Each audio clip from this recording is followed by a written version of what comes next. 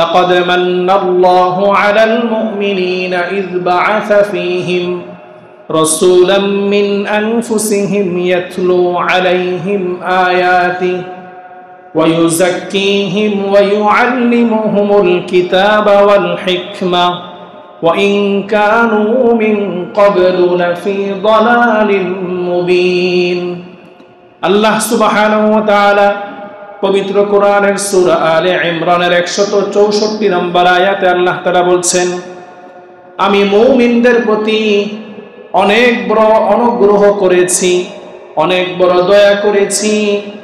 লাকাদ মান্নাল্লাহু আলাল মুমিনিন, আল্লাহ তাআলা মুমিনদের প্রতি দয়া করেছেন, অনুগ্রহ করেছেন কিসের মাধ্যমে? ইয বাআসা ফীহিম রাসূলাম মিন আনফুসিহিম, মুমিনদের মধ্য থেকে আমি একজন রাসূল, আমি একজন বার্তাবাহক, আমি একজন নবী তাদের মাঝে প্রেরণ করেছি। যেই নবী দুনিয়াতে আগমন করার পর ইয়াতলু আলাইহিম আয়াতি, তিনি মুমিনদেরকে কোরআনুল কারীমের তেলাওয়াত করে শুনিয়েছেন। ওয়া ইউযাক্কিহিম, তিনি মুমিনদেরকে পরিশুদ্ধ করেছেন। ওয়া ইউআল্লিমুহুমুল কিতাবা ওয়াল হিকমা, তিনি মুমিনদেরকে কিতাব এবং হিকমত শিক্ষা দান করেছেন। ওয়া ইন কানু মিন ক্বাবলু লাফি দালালিন মুবিন, অথচ তারা ইতোপূর্বে আল্লাহর হাবিবের আগমনের পূর্বে তারা সুস্পষ্ট গুমরাহির মধ্যে নিমজ্জিত ছিল। সুবহানাকা লা ইলমা লানা ইল্লা মা আল্লামতানা ইন্নাকা আনতাল আলিমুল হাকীম।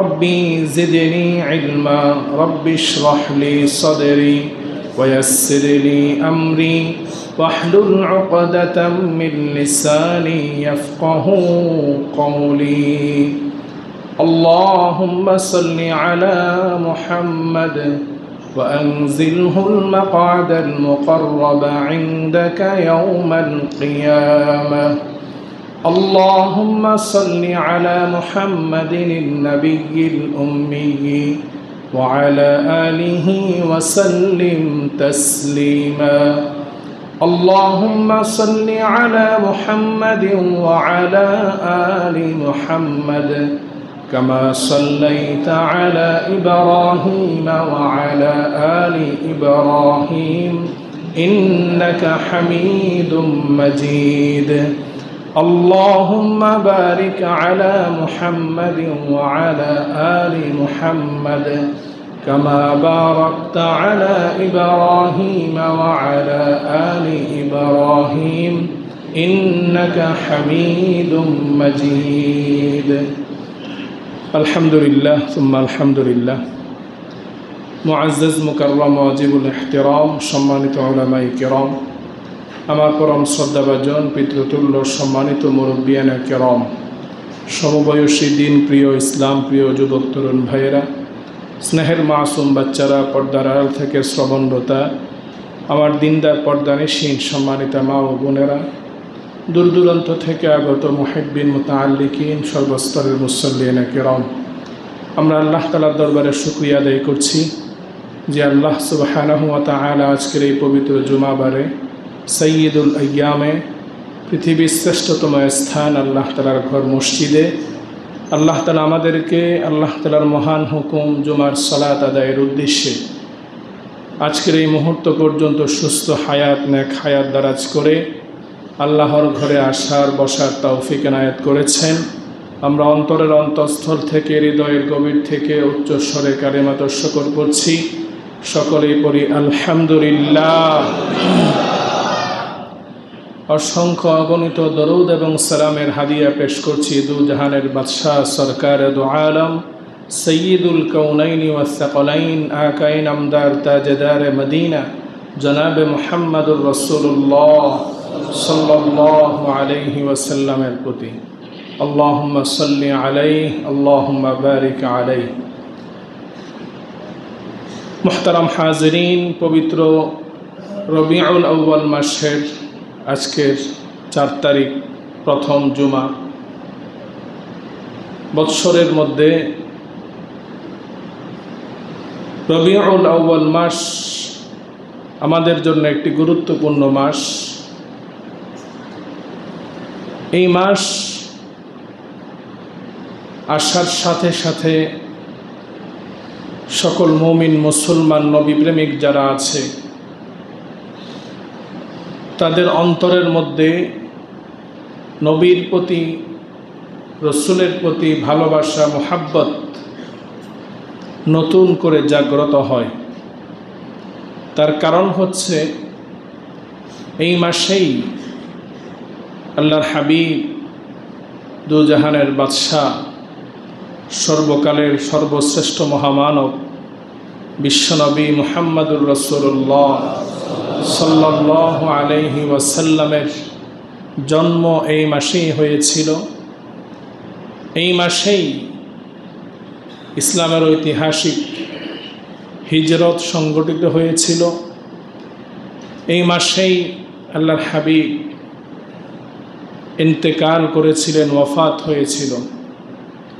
যার কারণে এই মাস নবী প্রেমিক মুমিন মুসলমানদের জন্যে অত্যন্ত গুরুত্বপূর্ণ, মর্যাদাপূর্ণ, ঐতিহাসিক একটি মাস। রবিউল আউয়াল, রবি শব্দের অর্থ হচ্ছে বসন্ত, আউয়াল শব্দের অর্থ হচ্ছে প্রথম, প্রথম বসন্ত। রবিউল সানি, দ্বিতীয় বসন্ত।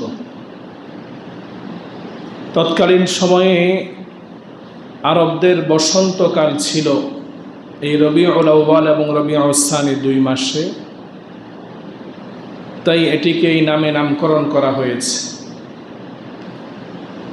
এই গুরুত্বপূর্ণ, এই মর্যাদাপূর্ণ মাসে রাসূল আকরাম সাল্লাল্লাহু আলাইহি ওয়াসাল্লাম যখন জন্মগ্রহণ করেছিলেন তখন পৃথিবীর অবস্থা কেমন ছিল?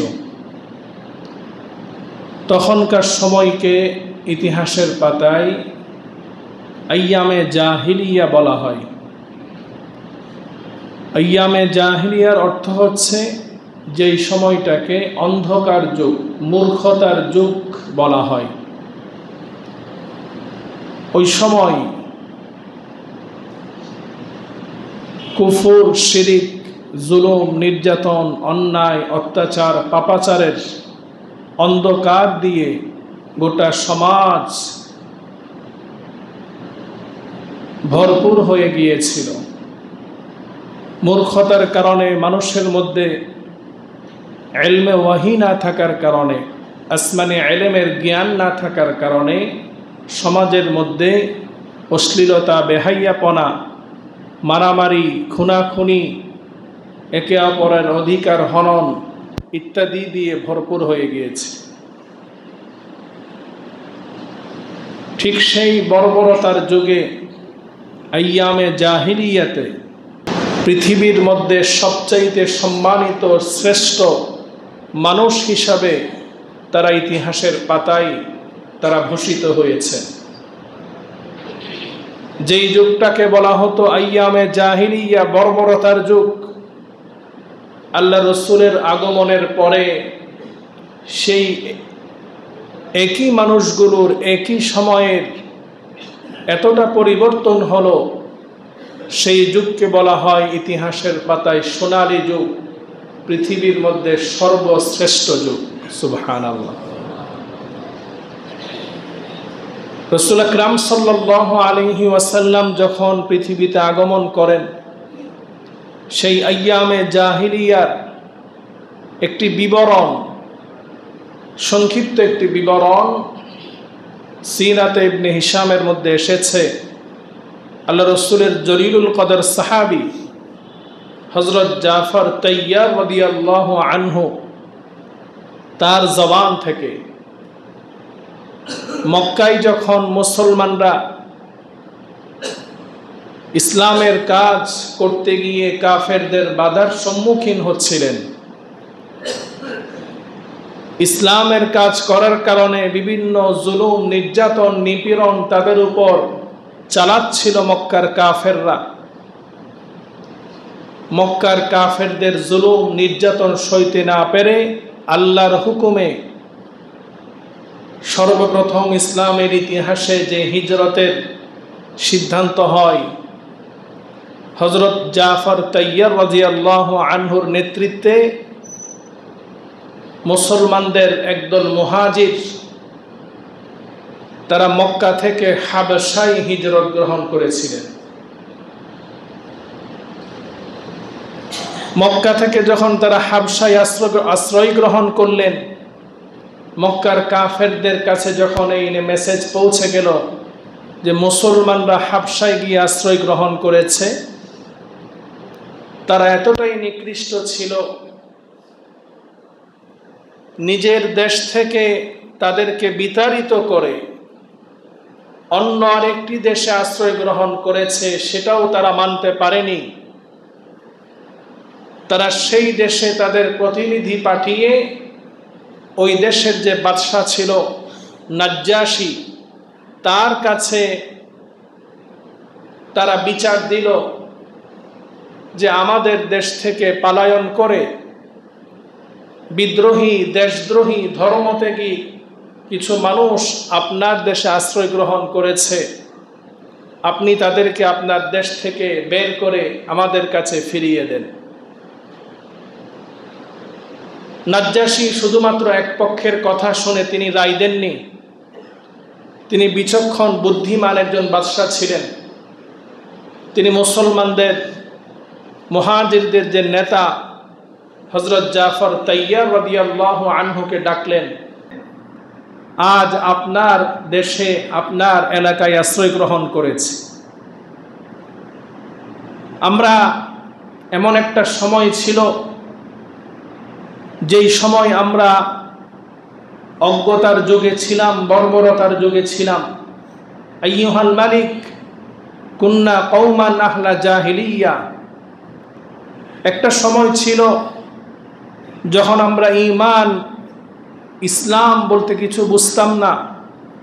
ঈমান, ইসলামের সেই সৌভাগ্য আমাদের হয়নি। ওই সময় আমরা সকলেই অজ্ঞ ছিলাম, বর্বর ছিলাম। না'বুদুল আসনাম, এমন একটা সময় ছিল আমরা আল্লাহর ইবাদত না করে আমরা আমাদের বানানো মূর্তির পূজা করতাম, দেবদেবীর পূজা করতাম। ওয়া নাকুলুল মাইতা, আমরা হালাল হারাম বাছতাম না। আমরা মৃত জিনিস, মৃত জন্তু আমরা খেতাম। ওয়া নাতিল ফাওয়াহিশা, এমন একটা সময় ছিল যেই সময় আমাদের মধ্যে হায়া, লজ্জা, শরম কোনো কিছুই ছিল না। আমরা নির্লজ্জ, বেহাইয়া ছিলাম। প্রকাশ্যে জিনা, ব্যভিচার, বিয়ে বহির্ভূত অবৈধ সম্পর্ক, ধর্ষণ, পরকীয়া, এমন অবৈধ সম্পর্কের মধ্যে, অশ্লীলতা, বেহাইয়াপনার মধ্যে আমরা লিপ্ত ছিলাম। ওয়া নাকতাউল আরহাম, এমন একটা সময় ছিল যেই সময় আমাদের আত্মীয়তার বন্ধন ছিল না। আমরা আমাদের আত্মীয়তার বন্ধন ছিন্ন করতাম। সন্তানের সাথে পিতামাতার সম্পর্ক ছিল না, পিতামাতার সাথে সন্তানের সম্পর্ক ছিল না, ভাই ভাই, ভাই বোন একে অপরের সাথে সম্পর্ক ছিল না। এই সম্পর্কগুলো আমরা ছিন্ন করেছিলাম। ওয়ানুসিআল জাওয়ার, এমন একটা সময় ছিল যেই সময় আমরা প্রতিবেশীর হক নষ্ট করতাম, প্রতিবেশীর উপর অন্যায় জুলুম করতাম, তাদেরকে কষ্ট দিতাম। ওয়ায়াকুলুল কওয়িয়্যু মিন্নাদ দাঈফ, এমন একটা সময় ছিল সমাজের মধ্যে যারা শক্তিশালী ছিল, ক্ষমতাশালী ছিল, অর্থশালী ছিল, দাপটশালী ছিল, তারা সমাজের অর্থহীন, দাপটহীন, ক্ষমতাহীন, নিরীহ মানুষের উপর অন্যায়, জুলুম, অত্যাচার করত। এটাই ছিল তখনকার সময়ের আমাদের চরিত্র। ঠিক সেই মুহূর্তে আল্লাহ সুবহানাহু ওয়া তাআলা আমাদের উপর দয়া করে, মেহেরবানি করে, অনুগ্রহ করে এমন একজন নবীকে পাঠালেন, প্রেরণ করলেন, যার বংশমর্যাদা সম্পর্কে আমরা সকলেই অবগত, যার নেই পরায়ণতা, যার সত্যবাদিতা সম্পর্কে আমরা সকলেই অবগত। তিনি আসার পর তিনি আমাদেরকে ঈমান ইসলামের দীক্ষা দিলেন। তিনি আমাদেরকে জুলুম থেকে, অন্ধকার থেকে আলোর দিকে তিনি আমাদেরকে পরিচালিত করলেন। তিনি আমাদেরকে হেদায়েতের পথে পরিচালিত করলেন। তিনি এসে আমাদেরকে এই শিক্ষা দিলেন যে আমরা একমাত্র আল্লাহ তাআলার ইবাদত করব, আল্লাহ ছাড়া আর কারোর ইবাদত করা যাবে না। তিনি আমাদেরকে এই শিক্ষা দিলেন যে পৃথিবীর মধ্যে আল্লাহ সুবহানাহুর ইবাদত ছাড়া অন্য কোনো মাখলুকের ইবাদত করা যাবে না। তিনি আমাদেরকে সমাজের প্রত্যেকটা স্তরে ইনসাফ কায়েম করার শিক্ষা দিলেন। তিনি আমাদেরকে বড়দেরকে সম্মান, ছোটদেরকে স্নেহ করার শিক্ষা দিলেন। তিনি রাষ্ট্র পরিচালনায় রাজতন্ত্রকে উৎখাত করে তিনি খেলাফত ব্যবস্থা কায়েম করলেন। তিনি রাষ্ট্রের প্রত্যেকটা সেক্টরে যে বৈষম্য ছিল, সমাজের প্রত্যেকটা সেক্টরে যে বৈষম্য ছিল, সেই বৈষম্য তিনি দূর করেছেন। জোর জার মুল্লুকতার যেই প্রথা আইয়ামে জাহিলিয়াতে ছিল, সেটা তিনি দূর করে সমাজের মধ্যে, রাষ্ট্রের মধ্যে ইনসাফ, ন্যায় বিচার তিনি প্রতিষ্ঠা করলেন।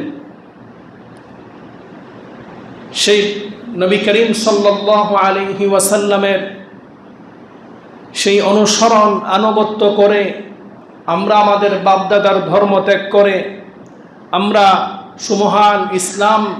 সুমহান ইসলাম ধর্ম গ্রহণ করার কারণে তারা আমাদেরকে আমাদের দেশ ছাড়তে বাধ্য করেছে। বিধায় আজকের দিনে আপনার সামনে আমরা উপস্থিত হয়েছি।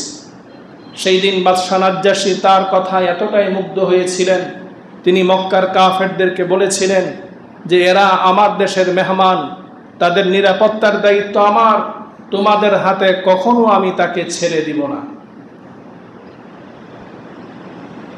এই কথা থেকে আমাদের এতটুকুন বুঝতে সহজ হয়েছে যে রাসূল আকরাম সাল্লাল্লাহু আলাইহি ওয়াসাল্লাম তিনি যখন পৃথিবীতে এসেছেন, পৃথিবীর অবস্থা কেমন ছিল।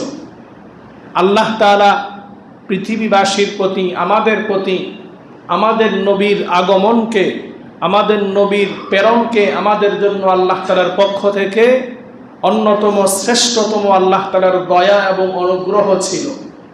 আল্লাহ সুবহানাহু ওয়া তাআলা পবিত্র কুরআনুল কারীমে ইরশাদ করছেন, লাকাদ মান্নাল্লাহু আলাল মুমিনিনা ইয বা'আসা ফীহিম রাসূলাম মিন আনফুসিহিম ইয়াতলু আলাইহিম আয়াতিহি ওয়া ইউযাক্কিহিম ওয়া ইউআল্লিমুহুমুল কিতাবা ওয়াল হিকমা وَإِن كَانُوا مِن قَبْلُ لَفِي ضَلَالٍ مُبِينٍ। আল্লাহ সুবহানাহু ওয়া তাআলা পবিত্র কোরআনের সূরা আলে ইমরানের 164 নম্বর আয়াতে আল্লাহ তাআলা বলছেন, আমি মুমিনদের প্রতি অনেক বড় অনুগ্রহ করেছি, অনেক বড় দয়া করেছি। লাকাদ মান্নাল্লাহু আলাল মুমিনিন, আল্লাহ তাআলা মুমিনদের প্রতি দয়া করেছেন, অনুগ্রহ করেছেন কিসের মাধ্যমে?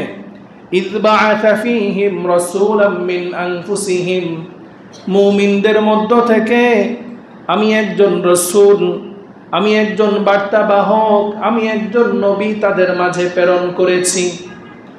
যেই নবী দুনিয়াতে আগমন করার পর ইয়াতলু আলাইহিম আয়াতি, তিনি মুমিনদেরকে কুরআনুল কারীমের তেলাওয়াত করে শুনিয়েছেন।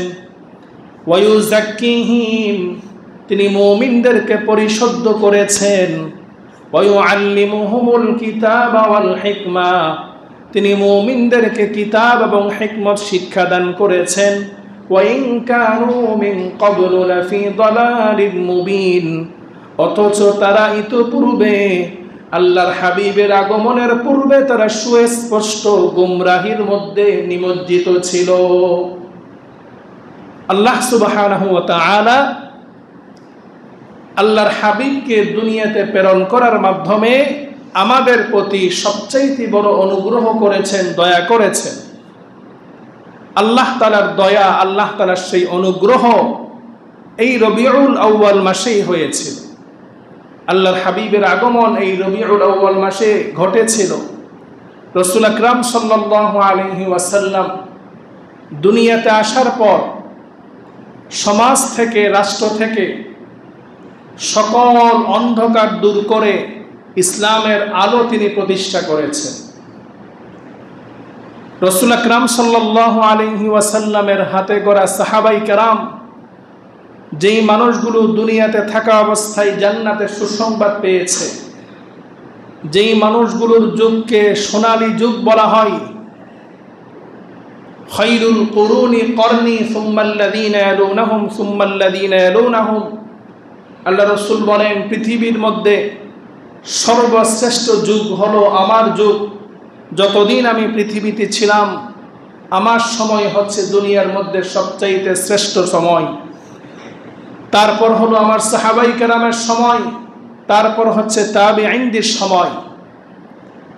যেই মানুষগুলো আইয়ামে জাহিলিয়া থেকে শ্রেষ্ঠ যুগের মধ্যে তারা চলে গিয়েছিলেন, শ্রেষ্ঠ মানুষে পরিণত হয়েছিলেন, তার অন্যতম কারণ হচ্ছে সেই মানুষগুলো আল্লাহ রসুলের আনিত দ্বীনকে তারা গ্রহণ করেছিলেন।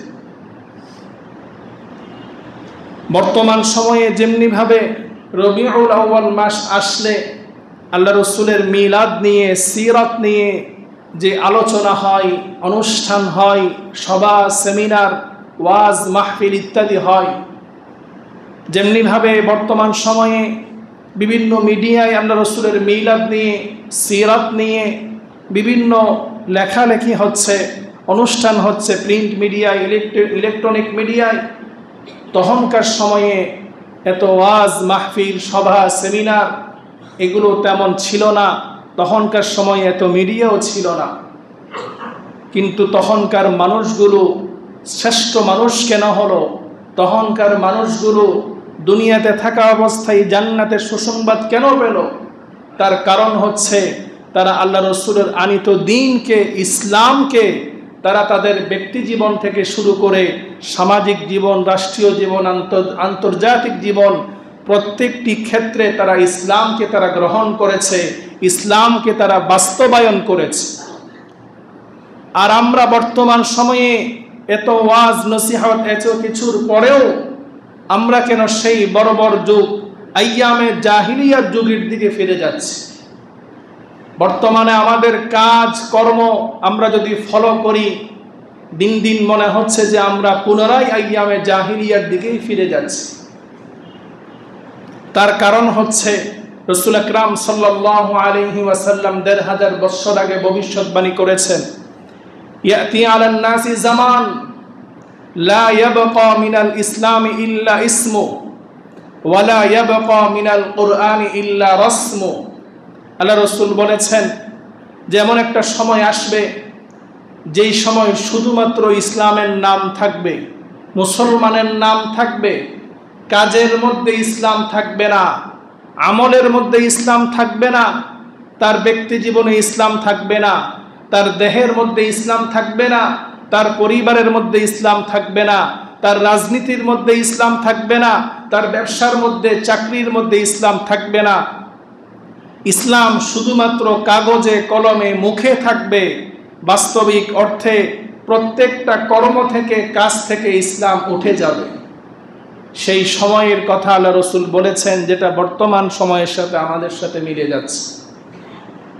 আল্লাহ রসুল বলেছেন এমন একটা সময় আসবে যখন শুধুমাত্র কোরআন লিখিত আকারে, ছাপা আকারে কোরআন থাকবে, কিন্তু এই কোরআনের আমল মানুষের মধ্যে থাকবে না। কোরআনের হুকুম মেনে চলা সেটা মানুষের মধ্যে থাকবে না। কোরআনের আইন মেনে চলা ব্যক্তি জীবনে, সামাজিক জীবনে, রাষ্ট্রীয় জীবনে সেটা মানুষের মধ্যে থাকবে না। না থাকার কারণে আমরা আবার সেই আইয়ামে জাহিলিয়ার মতো আচরণ করছি। আমাদের চরিত্র নবীওয়ালা চরিত্র থেকে পরিবর্তন হয়ে, সাহাবাই কেরামের চরিত্র থেকে পরিবর্তন হয়ে আজকে আমরা সেই আইয়ামে জাহিলিয়ার চরিত্রে রূপান্তরিত হচ্ছে। রাসূল আকরাম সাল্লাল্লাহু আলাইহি ওয়াসাল্লাম তিনি এই জমিনের মধ্যে আল্লাহর এই দ্বীনকে তিনি প্রতিষ্ঠা করেছিলেন। আল্লাহর এই দ্বীন প্রতিষ্ঠার মাধ্যমে এই জমিনের মধ্যে তিনি শান্তি প্রতিষ্ঠা করেছিলেন। রাসূল আকরাম সাল্লাল্লাহু আলাইহি ওয়াসাল্লাম ন্যায় বিচারক ছিলেন। তিনি প্রত্যেকটা সেক্টরে ইনসাফ করেছেন। আজকে আমাদের মধ্যে ন্যায় বিচার নেই, ইনসাফ নেই। রাসূল আকরাম সাল্লাল্লাহু আলাইহি ওয়াসাল্লামের মিলাদের মাস আসলে রসুলের জীবনী নিয়ে, মিলাদ নিয়ে আলোচনা শুনি, কিন্তু রসুলের সিরাত থেকে, রসুলের জীবনী থেকে আমরা আমাদের জীবনে কোনো শিক্ষা গ্রহণ করতে পারি না। আল্লাহ রসুলের জামানায় একজন সাহাবী হযরত নু'মান ইবনে বাশীর রাদিয়াল্লাহু আনহু, তিনি আল্লাহ রসুলের কাছে এসে বললেন, ইয়া রাসূলুল্লাহ, আমার ছেলে মেয়েদের মধ্যে আমার একজন ছেলেকে আমি আমার সম্পদ থেকে একটু বেশি পরিমাণ দিতে চাই, তাকে আমি একটু বেশি মহাব্বত করি, আপনি এই ব্যাপারে সাক্ষী থাকেন। রাসূল আকরাম সাল্লাল্লাহু আলাইহি ওয়াসাল্লামের চেহারা মোবারক রাগে লাল বর্ণ হয়ে যায়। আল্লাহ রাসূল সাল্লাল্লাহু আলাইহি ওয়াসাল্লাম তাকে বললেন, ইআদিলু ইত্তাকুল্লাহ ওয়াদিলু ফিল আওলাদ। ও আমার সাহাবী, তুমি আমাকে যে প্রস্তাব দিয়েছ সেই প্রস্তাব শুনে আমি মর্মাহত হলাম। তুমি আল্লাহকে ভয় করো, ওয়াদিলু ফিল আওলাদ, তুমি তোমার সন্তানদের উপর ন্যায় ইনসাফ প্রতিষ্ঠা করো। সকল সন্তানকে সমান চোখে দেখবে, যার যতটুকুন প্রাপ্য হোক তার ততটুকুন প্রাপ্য হোক তাকে দিবে। আল্লাহ রসুলের জামানায় একজন সম্ভ্রান্ত মহিলা, সম্ভ্রান্ত গোত্রের একজন মহিলা, তিনি চুরির কারণে তিনি যখন দোষী সাব্যস্ত হলেন, মদিনার বড় বড় সাহাবায়ে কেরাম চিন্তিত হয়ে গেলেন যে এই মহিলা যে চুরি করেছে সেটা তো প্রমাণিত হয়েছে। রাসূল করিম সাল্লাল্লাহু আলাইহি ওয়াসাল্লাম তিনি রায় দিয়েছেন, কোরআনের রায়, যে চুরি করার কারণে এই মহিলার হাত কাটা যাবে। মক্কার মদিনার মুসলমানরা তারা চিন্তা করলেন, এই মহিলার হাত যদি কাটা যায় তাহলে এই মহিলার গোত্রের বাকি যারা আছে তারা হয়তোবা বিদ্রোহ করতে পারে, তারা হয়তোবা ইসলাম থেকে বের হয়ে যেতে পারে। সুতরাং আমরা আল্লাহ রসুলের কাছে একটু সুপারিশ করি, আল্লাহ রসুল যেন ওই মহিলার শাস্তিকে একটু লঘু করে দেয়, হালকা করে দেয়। কোন সাহাবী আল্লাহ রসুলের কাছে এই সুপারিশ নিয়ে যাওয়ার মতো সাহস পাচ্ছিলেন না। আল্লাহ রসুলের পালক পুত্র হযরত যায়েদ রাদিয়াল্লাহু আনহুর সন্তান হযরত উসামা রাদিয়াল্লাহু আনহুকে আল্লাহ রসুল অনেক ভালোবাসতেন। সাহাবায়ে কেরাম রিদওয়ানুল্লাহি আলাইহিম আজমাইন তিনারা পরামর্শ করে হযরত উসামা রাদিয়াল্লাহু আনহুকে পাঠালেন আল্লাহ রসুলের কাছে সুপারিশ করার জন্য।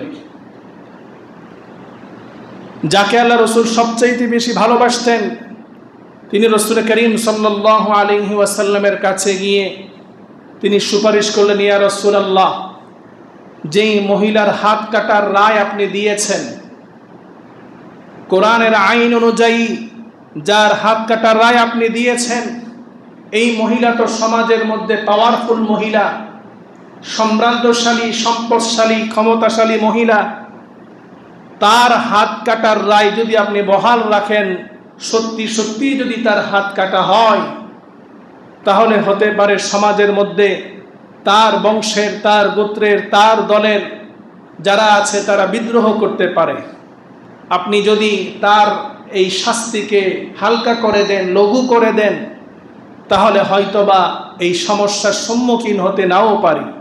যেই সমাজের মধ্যে নারীর সম্মান ছিল না, মর্যাদা ছিল না, যেই সমাজের মধ্যে বৈষম্য দিয়ে ভরপুর ছিল, সেই সমাজের বৈষম্য দূর করেছেন, সেই সমাজের মধ্যে ইনসাফ প্রতিষ্ঠা করেছেন আল্লাহ রসুল। সুতরাং বর্তমান জামানায় আমরা যদি সমাজের বৈষম্য দূর করতে চাই, আমরা যদি রাষ্ট্রের বৈষম্য দূর করতে চাই, তাহলে আমাদেরকে ফলো করতে হবে আল্লাহ রসুলকে। আমাদেরকে অনুসরণ করতে হবে আল্লাহ রসুলকে, কারণ তিনি আমাদেরকে সংস্কার কিভাবে করতে হয় সেটা শিখিয়েছেন। আমরা যদি পশ্চিমাদের কাছ থেকে সংস্কার শিক্ষা গ্রহণ করি, আমরা যদি দাদা বাবুদের কাছ থেকে সংস্কার শিক্ষা গ্রহণ করি, তাহলে এই সংস্কার দিয়ে আমাদের সমাজে, আমাদের রাষ্ট্রে কোনোদিনও শান্তি আসবে না। এই সংস্কার দিয়ে কোনোদিনও আমাদের সমাজের মধ্যে ইনসাফ প্রতিষ্ঠা হবে না। কোনোদিনও আমাদের এই সমাজের মধ্যে, গুণে ধরা সমাজের মধ্যে কখনো বৈষম্য দূর হবে না। এই যে 1 বছর যাবৎ বৈষম্য দূর করার জন্য, সংস্কার করার জন্য কত চেষ্টাই করা হচ্ছে।